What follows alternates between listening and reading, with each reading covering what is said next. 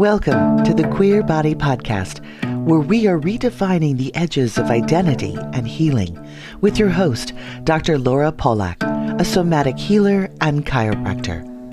Let's join the podcast.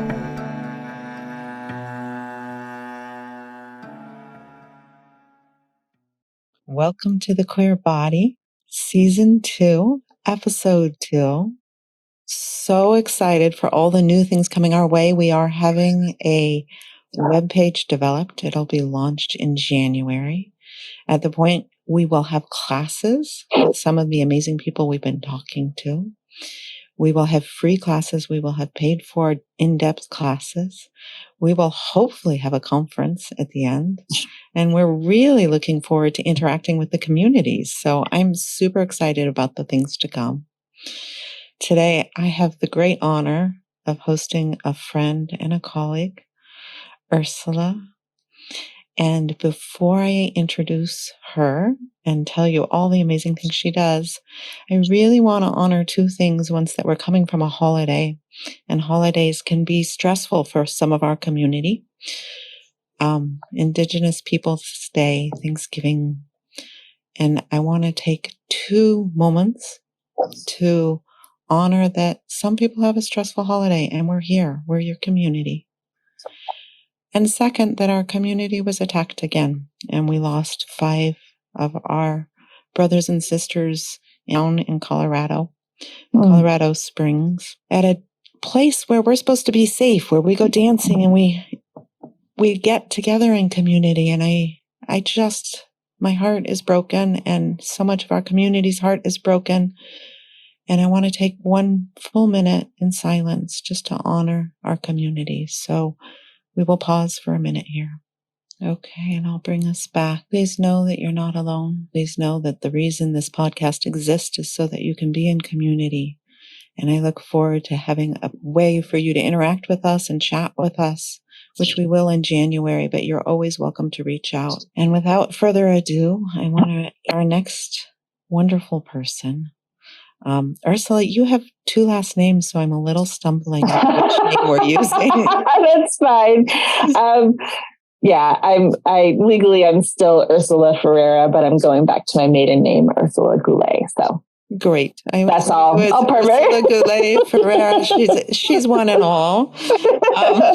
Ursula is a somatic coach, a bodyworker, a ceremonial cacao facilitator, and ritual herbalist on a mission of liberation and healing through erotic awakening, weaving a rich background and story in myth, birth and parenting, biodynamic cranial sacral bodywork, erotic healing and exploration, plant medicine, European witchcraft. Her work has evolved into a complete spiritual ecosystem of embodied wisdom, the soul serpent path. Through her work one-on-one and in circle, she supports people to access their core desire, our erotic essence from which our gender and sexual identity and expression arise, in relationship with our body, the body of the earth, and all our relations and our community.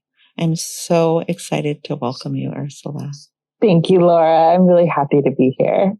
Yay. Yay. It's fun to get to do a thing like this after, knowing each other from way back and reconnecting. So thank you for inviting me. Yeah. I know. I was thinking about it. I knew you when you were pregnant. Oh, I know. My gosh. And that baby is about to be 18 in January. Can you imagine? Can you imagine? It's crazy. So I always like to start with the personal, and the personal being, what does it mean to be queer to you? Yeah. Being queer to me is about refusing the status quo of all the expectations of my gender identity, my pleasure, my sexuality, my body, how much of the human experience, heteronormative, everything wants to parse out to me. So queerness to me is about claiming a fuller humanity. And there's can I swear? Is that okay? Oh, absolutely. Okay. And there's a healthy dose of fuck you in it, not to everything, but to the system, I don't want to participate in that. And I also just find it about complexity and deliciousness. There are, other words that I also embrace, femme being probably the other strongest one, or is the other strongest one.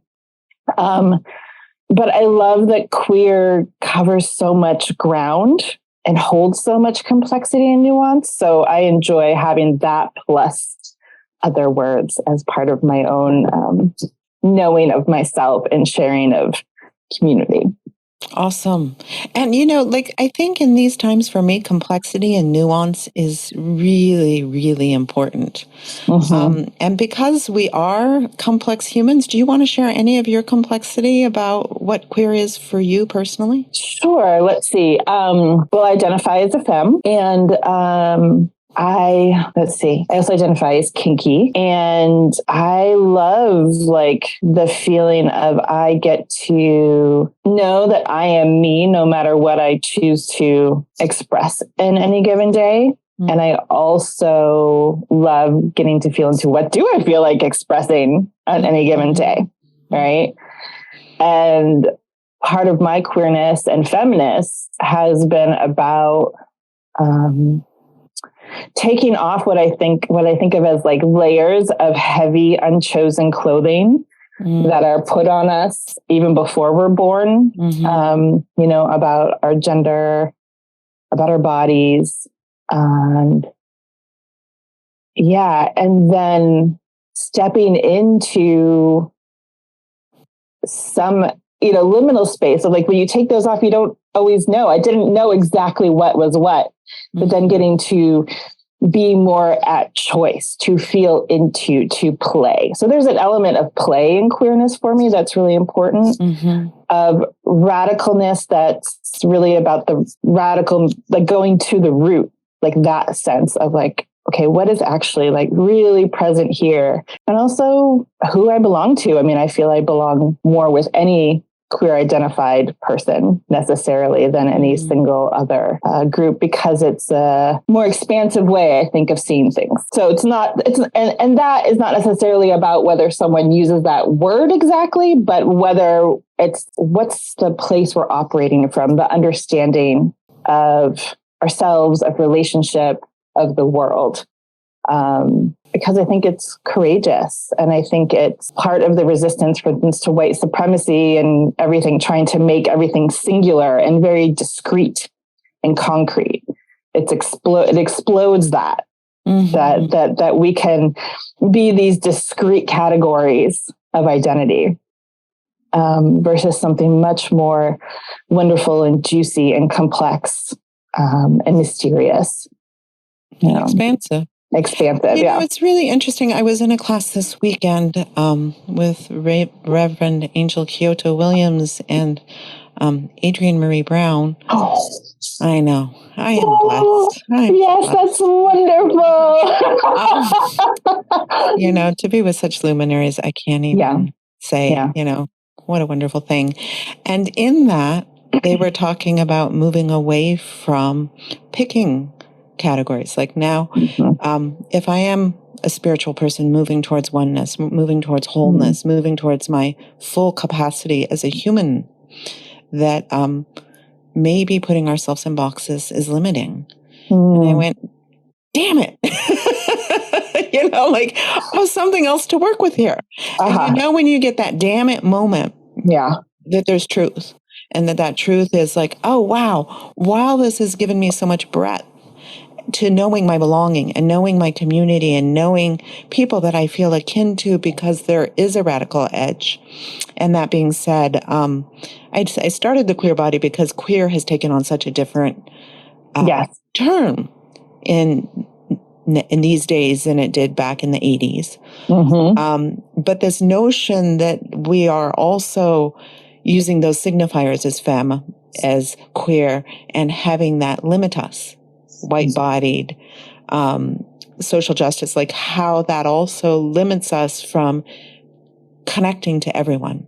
And so today I'm playing with that, and I don't have answers. It's just juicy for me in that expansiveness of what we're working with. Yeah. So I love the conversations about what queer is and what femme is. And, that idea from many moons ago, which is really kind of tired, but that labels are for cans. Like why say femme? Why say, and there is that belonging piece that I hear you speaking to. Yeah. That I think is really beautiful to bring up. Yeah. Thank you for sharing from, that wisdom from the weekend and that invitation from the weekend.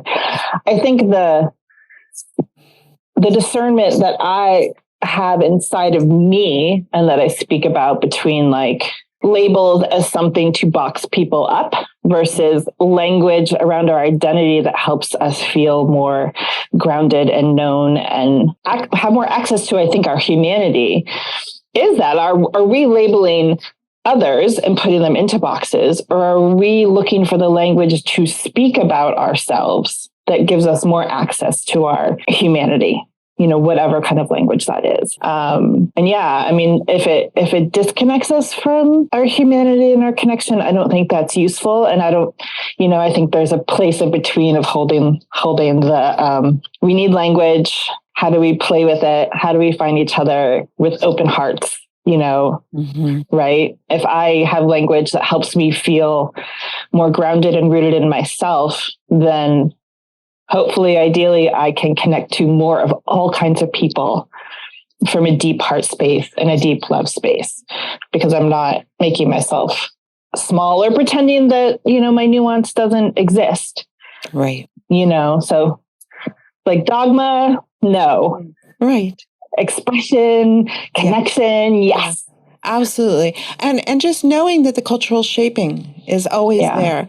And I think that we can get comfortable with where we land. This is me as queer.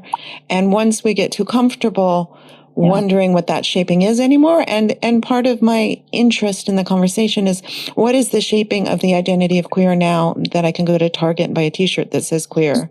It's very, how do we keep it live and fresh and breathing and continuing? Because the beauty for me and the nuance and the shaping of myself is exactly what you started with. It's like the untangling of what I've been taught to be with what I choose to be. And I think as long as we keep that fresh, we're in good shape. And when it gets stagnant, even within you or myself, we have to again look at like, wait, is this my fullest expression? Is this important to me? And if it is, how do I help create change in my sphere of influence with my language, as you said? With the languaging of, hey, this is what this means to me. What does it mean to you? Let's be in community without the assumption. You see what I mean? Yeah, absolutely. Super juicy topic. And the part that I am excited to move us towards is the embodiment practices, because I will say to our listeners, this is a silly thing to say because I'm such a Gemini, but I call myself the Charlotte and see you more as the Samantha in Sex and the City. And so I'm like, I love juicy sex talk. But the way you come at it is so different than how I would come at it. Yeah. It's like, oh, we got to get her on here to explain what you're doing in the world with your somatics and erotic expression and how to help people find pleasure in their bodies. So I'm really excited to hear what you're doing now in that arena. Yeah. Yay. And it's perfect that there's all kinds of expressions and embodiments of sexual freedom and everything, right? Because, well, one, it's just fun. I love seeing that in everyone, right? Absolutely. I just delight in our diversity. Yes. And also it helps different people land, and that's so beautiful. Right? What helps one person be like, oh, access something versus another. It's so good. So good. And so nice to come to a place where we can be like, yes, I can be an introverted, extremely sexual human. And you can be an extroverted, extremely sexual human. And somebody else can do it really differently. But at some points in my life, I was really in a community that much loved the extroverted sexuality. And so trying to put myself into that didn't work for me. Yeah. But I've always seen it work wonderfully for you because your body is different than my body. And And so I'm really dying to hear your journey and how you're working with that. Yeah. Thank you. Yeah. So what are you up to? So what am I up to? So like it says in my bio, you know, I have a lot of different threads of healing experience and study over the past 20 plus years. And the way that has woven in is, you know, our eros, our passion, our desire, our bodies, our sensuality has been used as a fundamental, used against us to oppress us, has been used against women, has been used against queer folks of all kinds, has been used against people of color, has been used against people of non-Christian, religions, all kinds of people, right? And so to claim our pleasure it would be enough just to claim our pleasure because we wanted it. I just want to name that. Mm-hmm. But that is enough. Mm-hmm. But the truth is I'm a complete transformational geek. I am interested always in more aliveness. Mm-hmm. Really is what it's about. Not transformation, Brittany, but for just aliveness and connection and how to be more in my body, here with other people here on the earth. And when we liberate ourselves from this oppression, and it's not an individual journey, it's together. There's so much power and there's so much life force that affects every single aspect of our being, of our life, that becomes available to us. Because there's so much that gets tied up in that suppression and oppression, right? So when we stop having to do that and we can actually flow with life as it's moving through us, everything is just better, more awake, more alive, more possible. All kinds of intimacy become available. And we become less afraid of ourselves. But I'm a little bit I'm thinking about people who are listening and they're like, what do you mean? What the heck is she talking about? That's very esoteric. So what do you mean in practical? Yes. So great question. And I love the range of I always want to be brought back to, yes, what does this mean here and now? So we have been taught to both fear our own sexuality, gender, otherness, and to shame it, right? Mm. So it's not just what we get from others, mm-hmm. right? Outside and sometimes inside the community, right? Just because you are LGBTQIA doesn't mean you've, unpacked all of the heteronormative, et cetera, assumptions that we've all been fed and inundated with. And when you've been taught to be afraid of yourself, of what you want, of your own body, that there's something inherently wrong with you. And yet there's also a part of us that is longing for access to this source and to connection with each other, not just in romantic sexual partnership, but just even community as full beings. And so it's that's an inner conflict that's really can be difficult for people to reckon with, my brain is just going a little bit bloop. Can I play with you for a minute? Yeah, please. Good at playing. So one of the places I would see this heteronormative dialogue show up in our community. Yeah. So who's the top and who's the bottom? Yes. So you're femme, so that must mean you're on the receiving end, right? Right. Look at you roll your eyes. Yeah. For the people who can't see, please roll. Wait. No joke. I was in a conscious lesbian group that really still hold that value that, femme means, I can't change a tire. I can't there's these heteronormative paradigms put onto something that I thought we've exploded out of. Right. And that happens in sexuality all the time. There has to be one person who's the giver, one person that's the receiver. Well, wait a minute. Where did that come from? Do we really want to hold that? Yeah. And then also around body pleasure, like that orgasm is the focus of sexuality. Yeah. You know, that where the hell that came from, I don't know. And that pleasure is focused on coupledom. Yeah. And pleasure has to be genital focused. So these are some of the myths that I'm bringing to make it just a little bit more in this world. Yes. Because when we talk about it kind of more esoterically, I think people get lost about, hey, actually, no, we're really talking about what we've internalized about our own joy, our own pleasure, our own knowing of ourselves.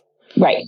Yeah, exactly. So really like practically, right? Like these ways that we, internalize fear and shame can, look like I don't feel, safe or empowered to touch my own body in ways that feel good because I've been taught that, it's dirty or it's this or it's that, right? So there's like a fundamental lack of access to actually feeling what is here, right? And being with what is here. And if we can't do that, it's really hard to, right? Like to me, the best sex is about feeling myself, feeling the person that I'm with, and like and playing with what is between us, and not having a goal per se, except to be in that unfolding.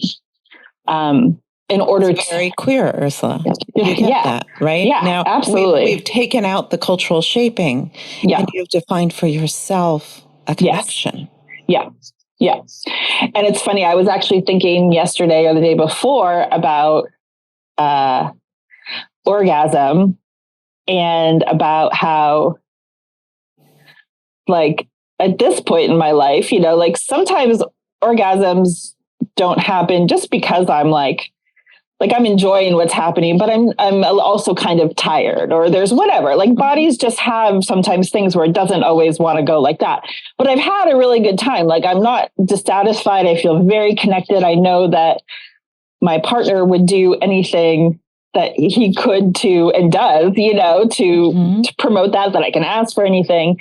So, and then on the other hand, right, there's, like, the number, I don't remember the exact numbers, but, the stats on how little orgasms women, not all straight, but women in relationships with cis men have overall. Right. And how much lack of access to pleasure and connection and spaciousness there is. So when we break down these, ways that fear and shame have been like soaked up by us, we can begin to be like more like the word languid comes to mind with ourselves and with a partner, right? Where we can be exploring where, how many, I think there's a lot of people who have vulvas, whether they are women or non-binary or trans identified, who, right, the shame of like, oh, like someone going down on us and like all that comes up about that. I mean, I remember in my younger life being like, it was like there was this internal time limit that I felt. Yes. Oh my, they've been down there too long. I'm not doing it right. And like, I'm thinking of one particular lover, and like, I know, and I like worked through it with this person particularly, which was such a gift, right? Of like realizing like, he's really happy about what's happening. Like there's no problem on that end. So there's something in me that doesn't feel capable at this moment of really receiving and trusting that it is a mutually pleasurable thing and that he is fully capable of pausing, stopping, doing what he needs as well, And that was a big thing to work through. That's another place, right? Like, oh, my sexuality in a sense like, exists for someone else instead of existing for me. I think this is a good place to kind of pause and go, hey, let's take out another person. Let's just start with, how do you find pleasure just with yourself and know yourself before trying to engage in this incredibly intimate connection with another human? Yeah. I think it's crucial. crucial. You know, it's not that we have to like not have any partnership with anyone until we're at a certain place, but the practice of being with ourselves is so crucial. So crucial. And I like to think of cultivating erotic vitality, like our aliveness, our sensual aliveness. So if someone was in a place of feeling like, I don't know how I feel about like self-pleasuring, like that, maybe it's not something they felt access to yet or very briefly, right? So really like there's a lot going on there. Okay, what would it be like to just not even worry about like your genitals or orgasm as a thing? Mm-hmm. What would it be like to set aside time to touch your own skin, right? To like actually like breathe and feel your body, to look at your body. These things can be huge, right? Mm-hmm. Because we're not given permission to see ourselves, to actually be with ourselves without, you know, like there's such a script around sex, right? That's part of like to step out of a script mm-hmm. and to actually be like, oh, this is me. And what do I feel like? Not what do I think about my body because of all the crap that I've been fed about what shape, what size, what, you know, color, what everything. But like, how does it actually feel to touch my own body? Mm-hmm. And what's there? And including in that touch, but without any kind of agenda, your own genitals, like even just putting a hand on them and breathing mm-hmm. and being with what comes up with that. Mm-hmm. You know, just being really like gentle and present. You know, not trying to change it yet, just being with it, knowing ourselves. Mm-hmm. Yeah. And what happens? I mean, since this is your area of expertise, I'll put it on you. What happens when we take out the goal of orgasm? Like, so what if I'm just touching myself for pleasure? And what is the goal? Why am I doing this? Yeah. Ursula? Yeah.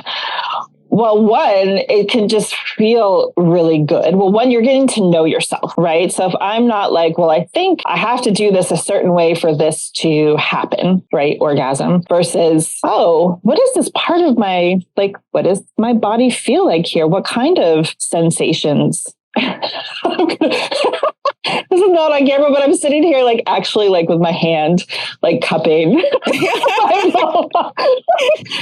you've been moving your hands a lot, which not everybody can hear. But you know, Ursula's a very touchy human. So she's touching her heart, she's touching her belly, she's playing with her hair, she's cupping her vulva. Her hand goes to her heart quite a bit. And you know, talking. We're like me and my like pussy are talking. You know, it's like you're receiving the information from your body instead of from your mind, which, you know, I'm all about. I think that's a really good way to get information. But I think it's a new concept for many people about, you know, like I'm supposed to watch Netflix. I'm supposed to be distracted. Mind. How do I use my mind more? Yeah. And so this idea of just touching myself, why the hell would I do that? Yeah. Like, it's like if I'm not going for something, which is part of colonialism, right? We have to be creating something. We have to do something, as opposed to this idea of leisurely learning about yourself. Yes. Finding God within yourself through this incredible creation called your body. Yeah. Through touch, through the pleasure of touching yourself. And, you know, what if the goal is to know you better? Exactly. As opposed to have an orgasm.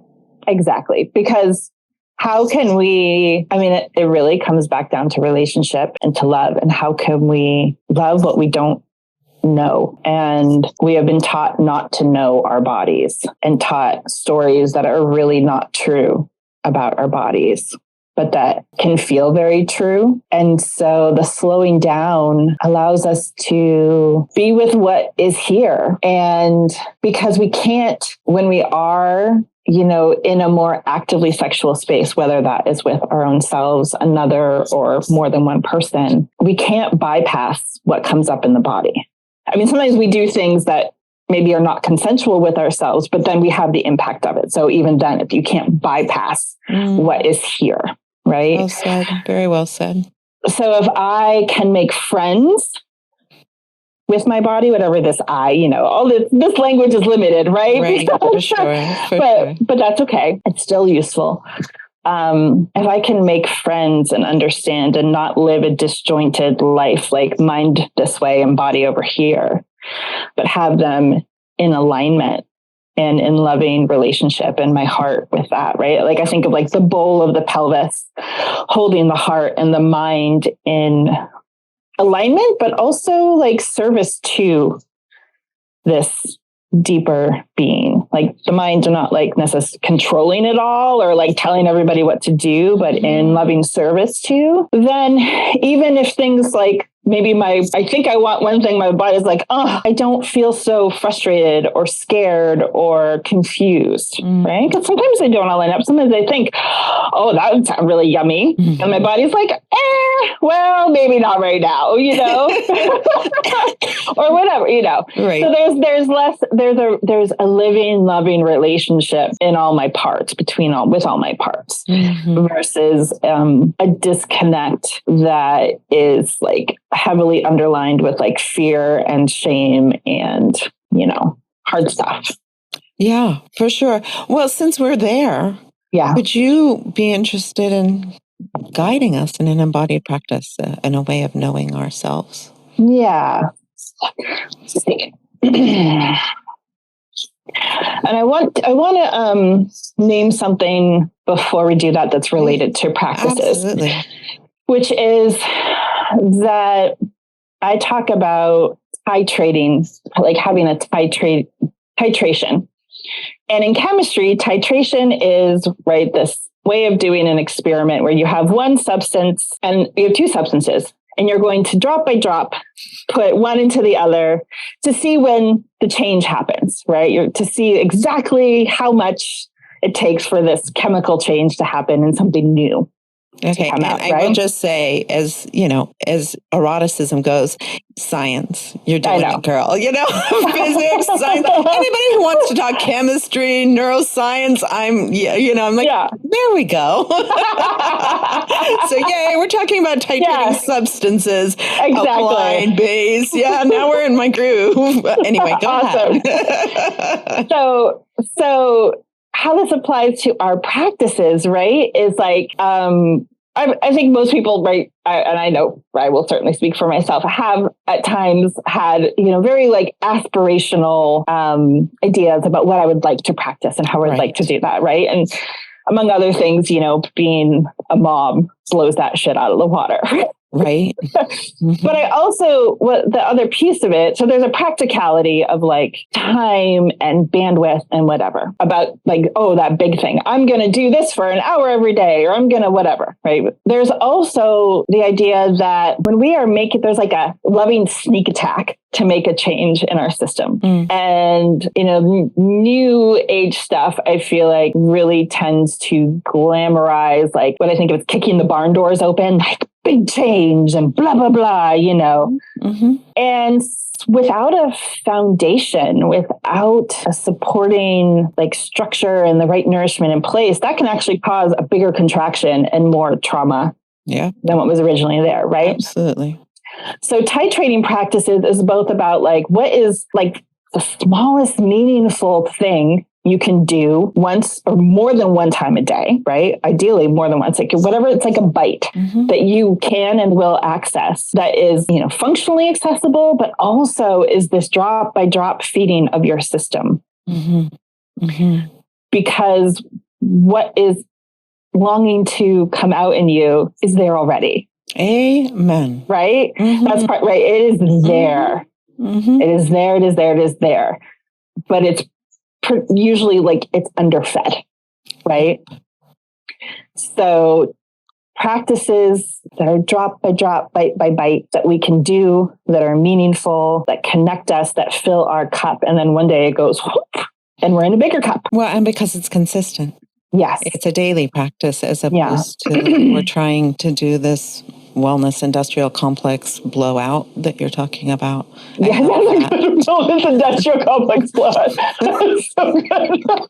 It's true. People are like... It's absolutely true. It's absolutely true. No, you have to actually do the work. That's where it's at. Yeah. And it doesn't have to be hard work. It can be pleasurable and joyous and wonderful. Yeah. Yeah. So titrate away. I'm excited. So this is a practice to help you feel more grounded and centered and compassionate and gentle with yourself. And when you can think of it as either working with a younger part of yourself or just the more vulnerable or triggered or tenderized part of yourself, or all of the above, whatever really works for you. So I'm going to invite you to, if you can sit wherever you're listening, sit down. If you're not, if it feels safe to close your eyes or gently have your gaze be soft, whatever feels okay for you. And if you need to keep your eyes open and, look forward, that's good too. I'm going to close my eyes for those who are watching, and I'm just going to find my breath for a minute. Before I work to hold a part of myself that is having a hard time, I ask the earth for a root to hold me. Not me pushing a root down, but a root to hold me. Just breathing in that support. And you can bring your attention to the contact of your bottom on the seat of the ground, the contact of your legs and your feet on the ground. And there is a breath that can also help anchor you deeper into your body. It's from my teacher, Chester Maynard, who was a wonderful trickster. It's called the anal breath. And very simply, when you breathe in, you gently push out on your anus. And when you release your breath, you just release that tension. So I invite you to try taking 2 or 3 of those breaths. You can also try putting a hand or hands on your belly, on your genitals, on your hips, if that helps you to bring your breath and your awareness deeper down into your body, right? And none of this should ever be forced. We're just bringing our intention and our awareness and our love. So your breath will go where it feels safe to go, and you can offer that, it'll keep changing, right? So we're breathing down into our body. We're feeling held, by the earth. That root is holding us. Her body is holding us. And now I invite you to let that energy that is feeling vulnerable, that part of yourself that's feeling tender or triggered or just having a hard time, to let it move forward and coalesce kind of into a little ball of energy and kind of actually sit on your lap, the way that you would, hold a child. And you can put your hand on your heart if you want. You put your hand on your heart and your belly. Just like a child sometimes needs to just cry, that we can't fix it, but we can hold them and we can love them, right? What is it like to have a little bit of distance or perspective from this part, not disconnecting at all, but becoming more conscious in relationship with it, continuing to breathe into your body, breathe into your heart, feel how the earth is holding you while you are holding this part of yourself.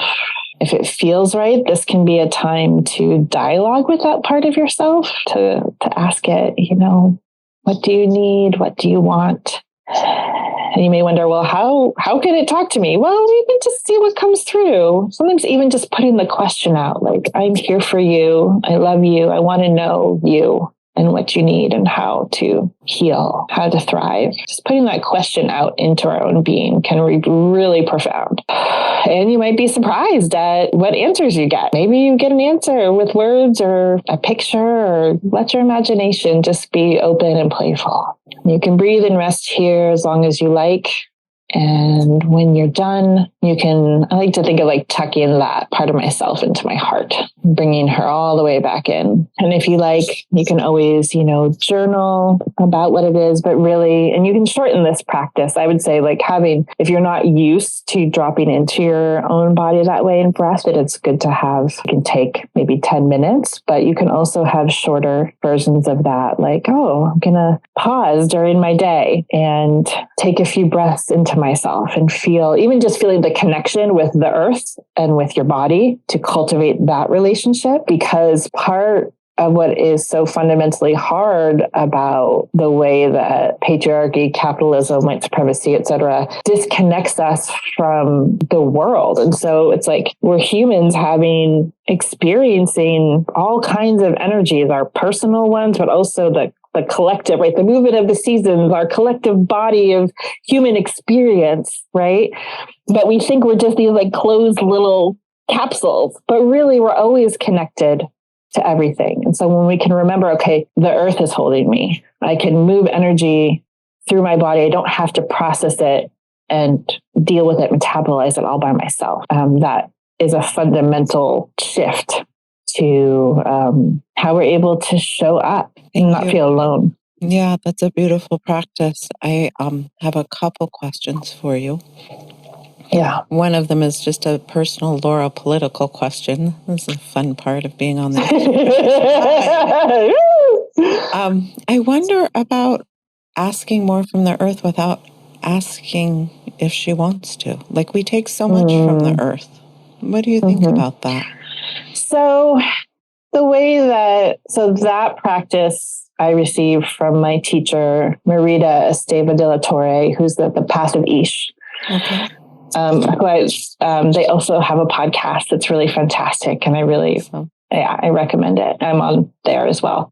We are asking to borrow a root, and I would say we're really asking with an open heart. I don't know that there's ever been a hint of refusal or anything, you know? Yeah. So it's like more like coming with a loving humility of like, it's almost like acknowledging, like, thank you, Mother, you're already holding me. Please, may I consciously receive this. Is how I think of it. I appreciate that clarification for sure. Yeah, absolutely. And the titration, because you started with talking about titration. Yeah.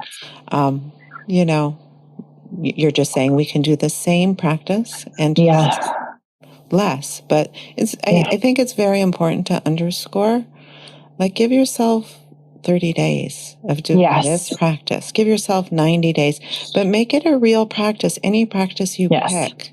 Yes. Even if it's 5 minutes. Yes. I think, and I don't know what your recommended timing is, but I do think that people do things once, they don't get the results. Yes. They're used to this consumer society. And so I think 90 days is a good practice. What about you? What are your recommendations for time? I think that yes, at minimum, I would say trying something for a month, but 90 days will, but if it's that, like, there's sort of the place of like, okay, what is long enough, but not too long that your brain gives up. Right. So like being a little playful with ourselves, that, like, again, that sort of loving sneakiness. Right. And 5 minutes a day, 10 minutes a day, cultivating relationship, especially if you haven't, right? I think that's beautiful. And if you tied, it can be helpful to, like, especially for shorter versions of it, let's say, like, maybe you try to start your day with 10 minutes sometime early in your day. And then depending on the flow of your own day, if you have certain breaks or you have whatever, maybe you're going to take 3, like, you're going to pause before you do XYZ. Okay, I'm always going to then pause. I'm going to, reconnect with that root, and I'm going to take 3 anal breaths. Great. Yeah. And then it becomes something that you have to put the effort in first. And then it becomes a resource that your body's like, oh, this helps so much. And you start to do it more because it's really helpful. Right. And I think that's what the point of a practice is then you internalize it. Yes, exactly. And I will just say, because I've been doing this work a really long time, you've been doing this work a little time, sometimes you don't have that. Sometimes you go, I don't like this practice. It's not for me. And that's reasonable too. But finding a practice that does help you connect to your body is crucial. Yes. I know that we're kind of ending our time, so I want to check in with you about things that you're like, wait, it's always interesting what shows up. If there's anything that you're like, oh, I really need to give this voice, I would love to hear it. Yeah, great. Yeah.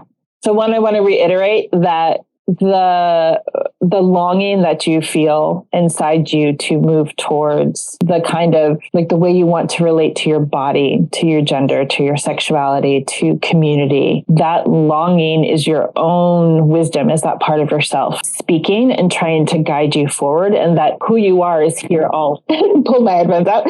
Who you are is already it's within you. It's not outside you. Right. So to cultivate just like a really beautiful seed of trust that something is asking to unfold and that you are enough. And I want to speak to how, on the one hand, it can be, so scary to think about moving towards a fuller expression of our sexuality and our gender and our pleasure. Like it can bring up so much stuff, our trauma, all of the, weird messages that we've received, but the healing doesn't have to be in an overwhelming way. The way that I work with people is we start where you are.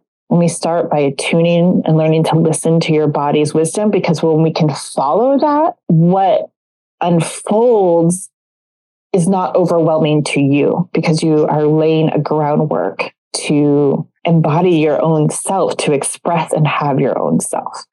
So, there's I just want to say that the healing doesn't have to happen in a way that's really scary and that's really about regurgitating all the hard things. Mm-hmm. It can happen from a deep place of nourishment and gentleness, and being with.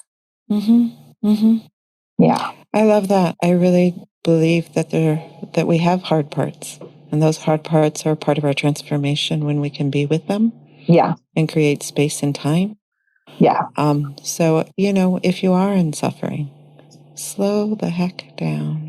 Yeah. Just slow down and be with yourself, and know that this is part of your unfolding. Yeah. And unhooking from all of the things that we've been taught over a lifetime. And they want to keep us asleep.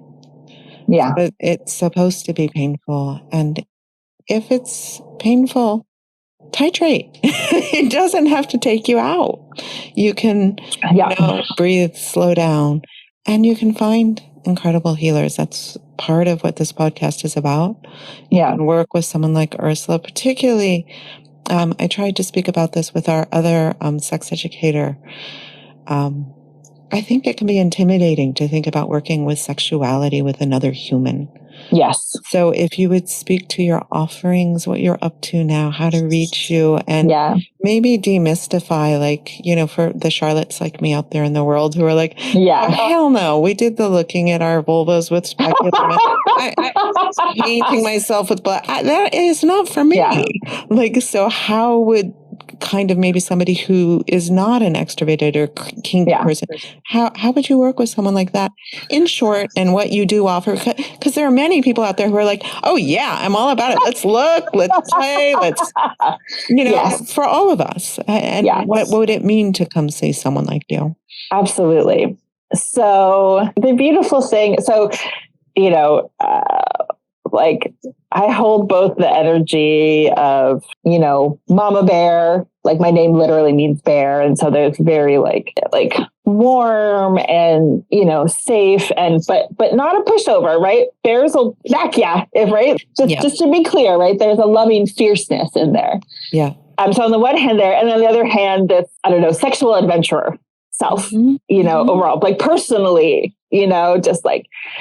and how that shows up in one-on-one work, right, is I am here in holding my fullness of self, right, who I am as an erotic being. Mm-hmm. That's not about sex, it's not about right? I'm holding a therapeutic container, right? But my energy is whole, is integrated. Right. And then holding that with this kind of mama bear energy for you to have a safe place to begin to not just be that artificial separation between sexuality, pleasure, etc., and the rest of life. Right. So what does it mean to begin to just know that however I am, I can show up in all of my being, and then functionally what that looks like is it's not about taking off your clothes or specifically working with your genitals or anything. It's a lot about working with a lot of people around their nervous system and their capacity to check in, okay, what do I want right now? And what kind of touch would I like? That is not about sex, but it is about being able to connect the dots between our mind, our heart, our body. And so we work a lot with communication and receiving touch that, again, is not sexual in nature, but that is about how do we connect to our pleasure? Mm-hmm. Very simply, right? And I mean pleasure in the broadest sense. Pleasure is not, sometimes people go pleasure sex. No, I don't mean pleasure sex. I mean pleasure the spectrum. And be able to dial in oh, it'd be so good if the touch was a little more like this. And for people who are not watching, like I'm like holding my arm and like what kind of pressure, what kind of, speed, because it's both astounding and not how hard even just that can be. Oh, okay. You have full permission to be, I tell people, I'm like, be the princess and the pea, be super fussy about what I want it to be just right. Like if we're holding your heart, what kind of pressure, how light, how hard, exactly where. Take your hand and move my hand to the right spot. Most of us have not, so it's a very unconditional space to explore our body in a way that we're not like, right? When we're just with ourselves, there can be a lot of energy tied up in like maintaining, the strategies and the ways we hold ourselves, like to get through the world. When we're trying to do something new, it's really helpful to have someone, a skilled person, holding us and guiding us so that we feel safe enough and courageous enough to explore something beyond our current operating system. Right. And I think, it's important to add in here that a lot of people think they're supposed to have the skill set, and you aren't born with it. It's something learned. Yeah.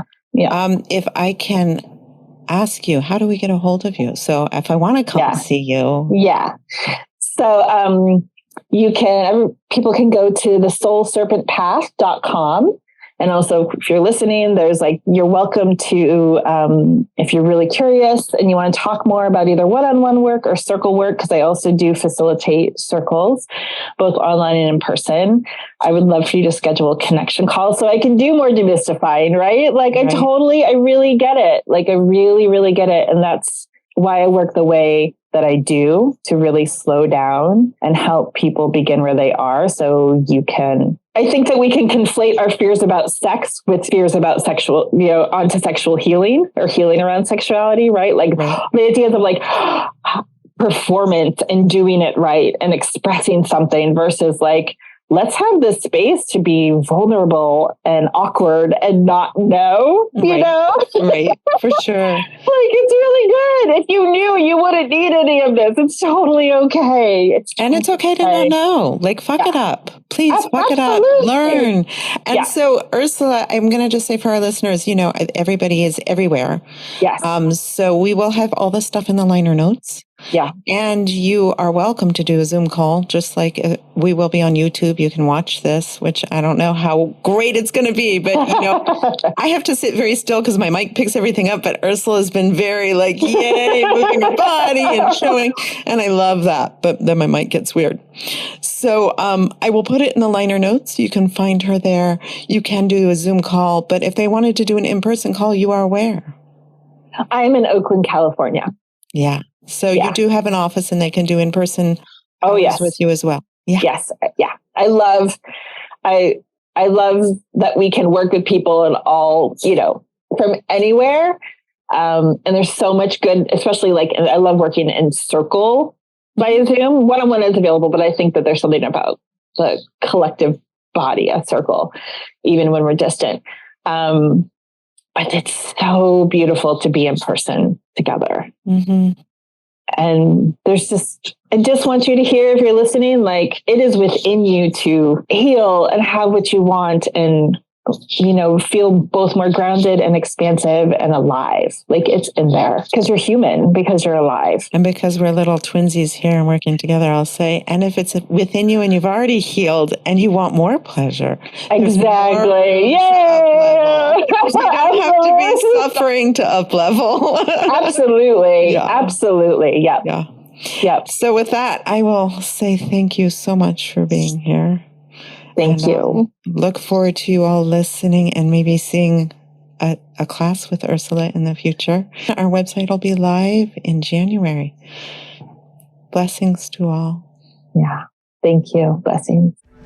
You've been listening to the Queer Body Podcast, where we are redefining the edges of queer identity and healing. For more information about Dr. Laura Polak or our podcast, check out our website, communityholistichealth.com. Thank you for listening.